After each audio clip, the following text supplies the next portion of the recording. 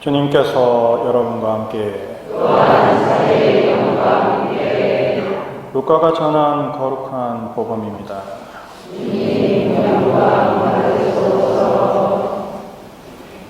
그때 군중이 요한에게 물었다.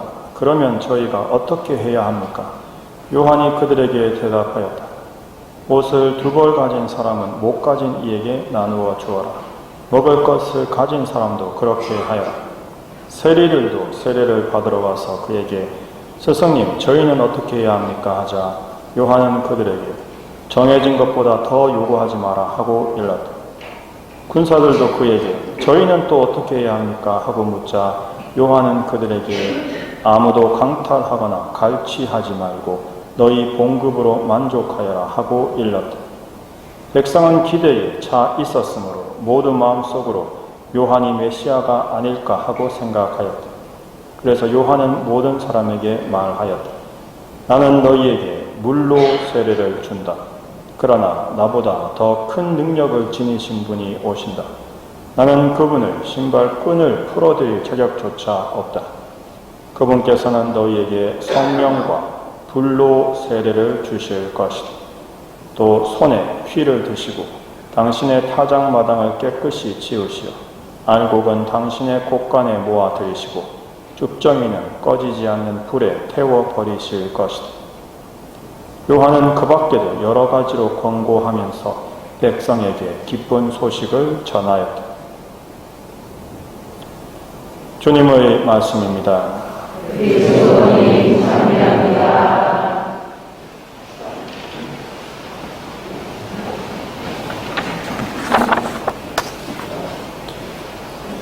오늘 세례자 요한이 바로 예수님의 오심을 준비하도록 하면서 기쁜 소식을 전하였다라고 말씀을 합니다. 일단 먼저 영상 하나 보시고 계속 이어가겠습니다.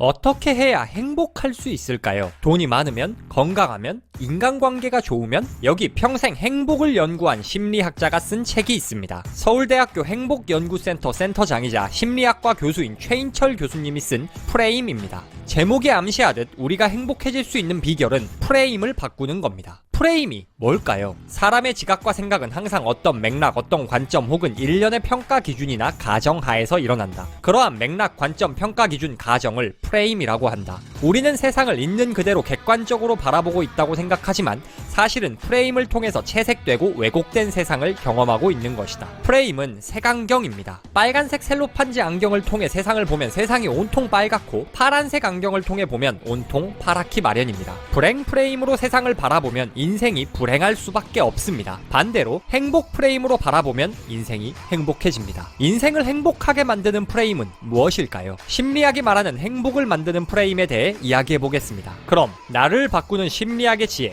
프레임 시작합니다.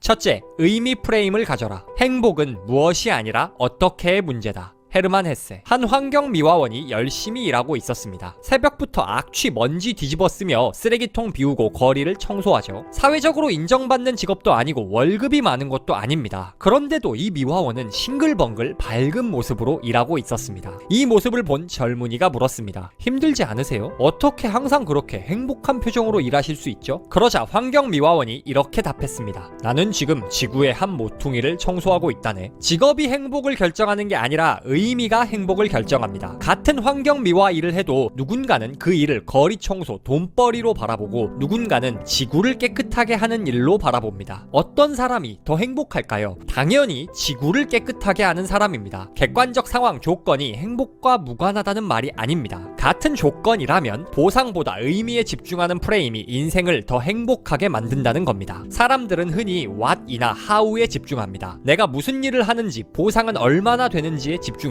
삶의 질을 평가합니다. 그러니 급여가 만족스럽지 않으면, 일이 힘들어지면, 새로운 일이 추가되면 불행해질 수밖에 없습니다. 외부 조건에 따라 행복이 좌지우지되는 삶이죠. 그러나 같은 상황에서 누군가는 Y에 집중합니다. 지구를 깨끗하게 하기 위해, 아이들을 웃게 하기 위해, 책 읽는 세상을 위해 같은 목적은 조건에 관계없이 만족과 보람을 줄 수 있는 상위 프레임입니다. 상위 프레임으로 세상을 바라보면 보다 만족스럽게 일하고 행복을 누릴 수 있습니다. 이게 일이 만족스럽게 만족스럽지 않거나 근무 환경 열악해도 정신 승리하면서 버티라는 말이 아닙니다. 아이러니하게도 급여, 근무 여건에 집착하는 사람들보다 의미를 추구하는 사람들이 물질적으로도 더 성공합니다. 당연한 이치입니다. 돈도 얼마 안 주는데 받은 만큼만 해야지 라고 생각하는 사람과 나는 지금 더 나은 세상을 만드는데 기여하고 있다 라고 생각하는 사람 태도는 다를 수밖에 없습니다. 함께 일하는 사람들은 이런 태도를 바로 눈치챕니다. 여러분도 같이 일하는 누가 일 어떻게 하는지 다 느낌 오잖아요. 옆에 대충 하는 사람이 있으면 직장에서도 대충 문화가 퍼지고 열심히 하려 해도 뭔가 손해보는 느낌에 의욕이 안 생깁니다. 반대로 보람을 느끼며 행복하게 일하는 사람이 곁에 있으면 덩달아 나도 행복해지죠. 일도 잘하고 동료들까지 행복하게 만드는 사람은 대체할 수 없는 린치핀이 됩니다. 당연히 고용주 입장에서는 돈을 더 주더라도 대체할 수 없는 사람을 지키려 하죠. 사업을 해도 믿을만하고 긍정적인 에너지를 뿜는 사람에게 더 마음이 가기 마련입니다. 보상 중심 하위 프레임을 가지고 살면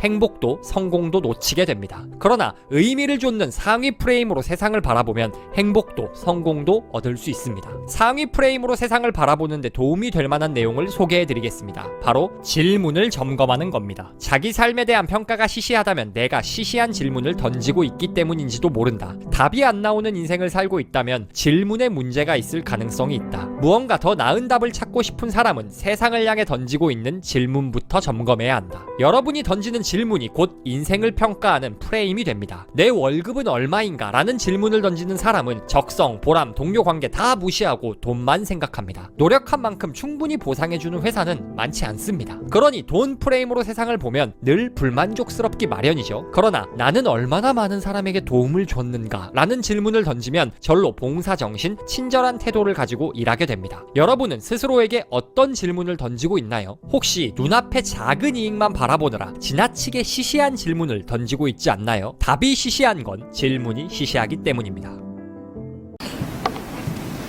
네, 영상 내용 어떻게 하면 행복할 수 있는가라는 게 어떻게 하면 기쁘게 살 수 있는가로 바꾸어도 똑같습니다. 프레임이죠. 즉 내가 세상을 보는 눈이 바꾸는 것이 중요하다라고 했습니다. 예수님께서도 말씀하시죠. 나는 마음이 온유하고 겸손하니 내 멍에를 메고 나에게 배워라. 그러면 너희가 안식을 얻을 것이다. 정녕 내 멍에는 편하고 내 짐은 가볍다. 즉 예수님의 멍에, 예수님께서 세상을 보는 프레임, 예수님께서 세상을 보는 눈, 하나님께서 세상을 보시는 관점, 이걸 프레임이라는 용어로 바꾸면 삼위일체 프레임, 즉 하나님께서 세상을 보는 눈, 신앙적인 표현으로 쓰면 바로 예수님의 눈으로 세상을 본다라는 뜻이 될 겁니다. 프레임, 즉 예수님의 눈으로 세상을 보려고 할 때 가장 그것을 점검해 볼 수 있는 직접적인 방법은 바로 적절한 질문을 하는 것이죠. 그거 얼마짜리야? 가 아니라 그게 예수님께, 하나님께 어떤 가치가 있어? 사람들한테 인정받겠어? 그렇게 해서가 아니라 하나님께 인정받겠어? 라고 묻는다면 분명히 우리가 생각하는 관점은 틀려질 겁니다. 왜 성탄이 기쁜 소식이 되겠습니까? 바로 하나님께서 인간이 되셨기 때문입니다. 누군가 우리의 문제나 어려움을 이해해주고 해결해준다 할 때 과연 그게 가능할까? 라는 문제는 내가 그 사람이 될 수는 없다라는 점입니다. 역지사지라는 말이 있고 이것을 많이 사용하시지만 실제로 상대방의 입장이 되어보라 이야기하는데 우리는 상대방의 입장이 될 수가 없습니다. 그 사람이 살아왔던 일생을 우리가 이해할 수 있겠습니까? 내가 직접 살아보지 않고는 정확하게 알 수가 없죠. 하지만 하느님께서는 직접 인간이 되셨습니다. 그래서 우리의 모든 문제를 직접 사셨고 보셨고 함께 하셨죠. 그리고 어떤 인간보다 큰 고통을 받으시고 우리를 위해 죽으셨습니다. 그리고 우리를 초대하시는 거죠. 당신의 제자로, 당신의 자녀로 우리를 초대하십니다. 그러면서 말씀하시죠. 내가 세상을 보는 프레임, 나의 멍에를 배워라. 그것의 가장 중요한 의미는 저 책에서 말하다시피 의미에 대한 부분입니다.